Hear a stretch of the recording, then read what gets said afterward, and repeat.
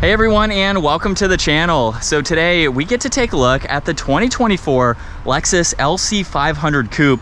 This model is finished off in ultra white and its MSRP is just over $104,000. We have a very luxury focused and performance oriented coupe from Lexus.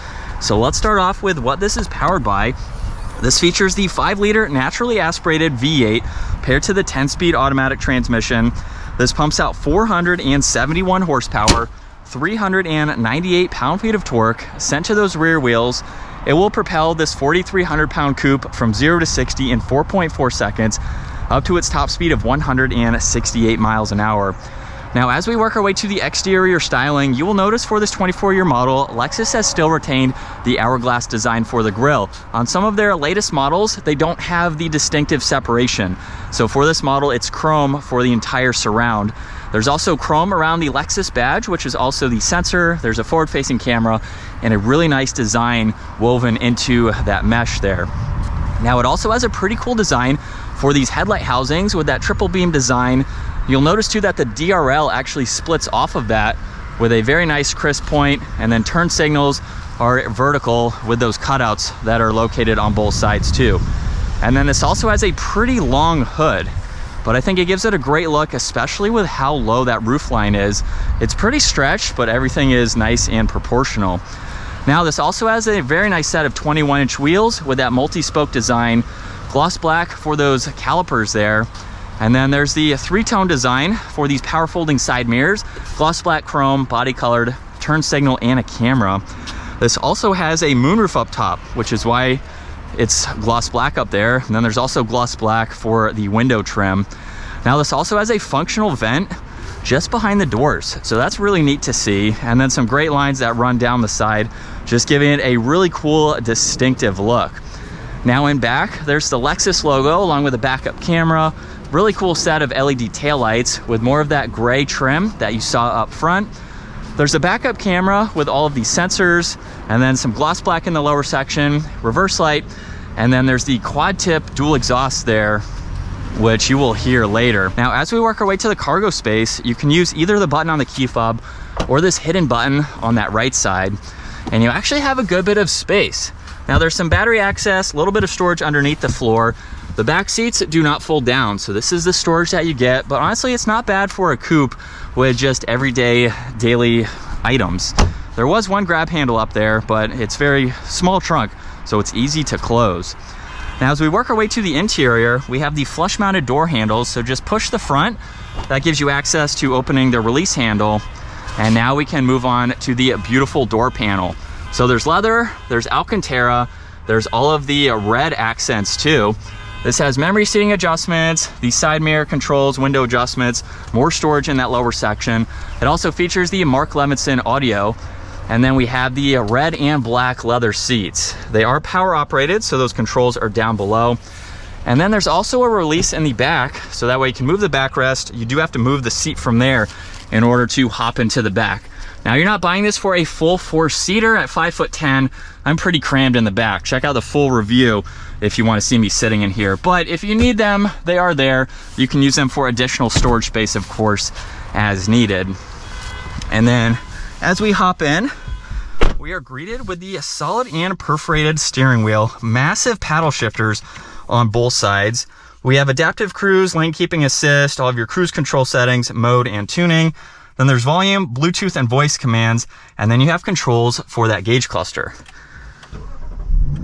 So let's fire this V8 up, and now we can move on to the gauge cluster where we have the graphics.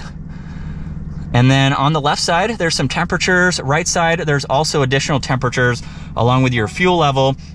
And then right in the middle, you'll notice that there's the tach, and then you also have a lot of info that you can further scroll through using these controls on the left side. So you don't have too much to scroll through in this configuration.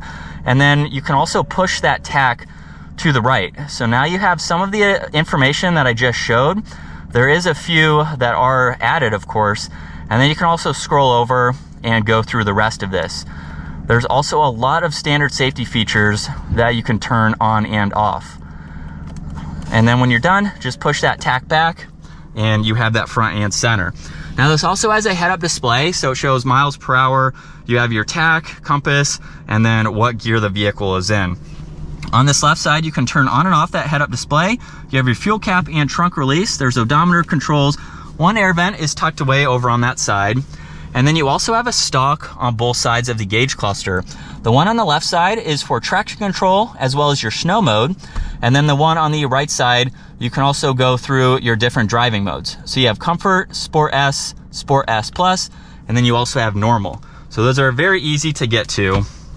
And then for the infotainment system, it's very nicely integrated into this dash. So I like the height of the dash with the height of the screen, gives it a clean look. We have navigation, we also have music along with your phone. You can go into your climate adjustments, so you can easily go through that, as well as your heated and ventilated seats and your heated steering wheel. And then you also have a lot of settings just to configure this the way that you would like to. So not a ton of info, but it's very easy to use. Now you get one air vent in the middle. You also have all of your physical controls for the climates. So you have your temperature, fan speed, you have auto, defrosters as well. There's also one cup holder up front. And then you have a control or a shortcut for the 360 camera system. So you can pull up this diagram, which is in a lot of Lexus models, just to get another view. And then you push on that again, it will shut off. Now we have tuning, power and volume, along with seek and track, and then a shortcut to those controls that I showed earlier.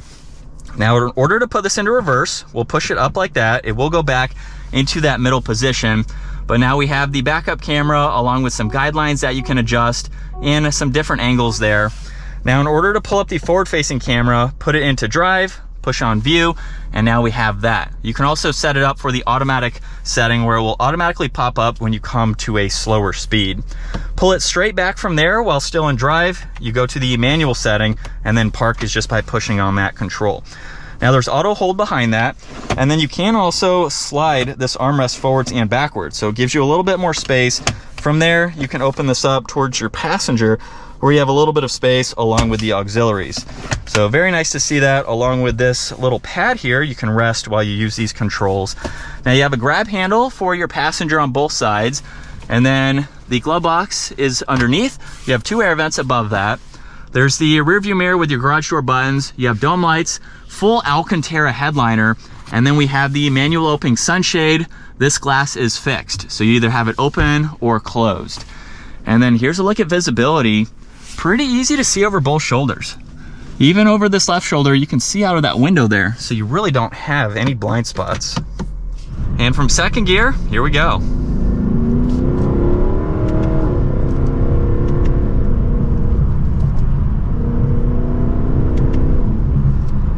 Definitely quick. That was a very mild acceleration, so this can redline to about 9,000, it looks like, on the tach there. So you can really open this up and hear that exhaust wide open there.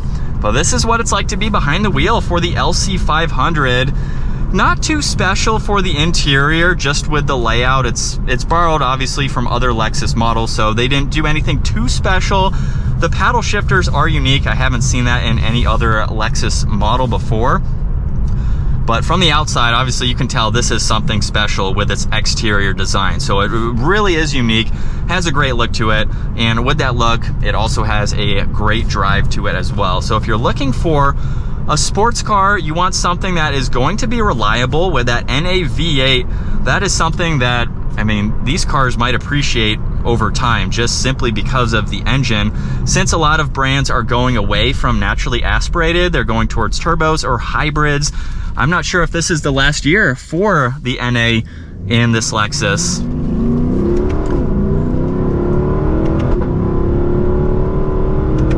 Wow, that sounds so good.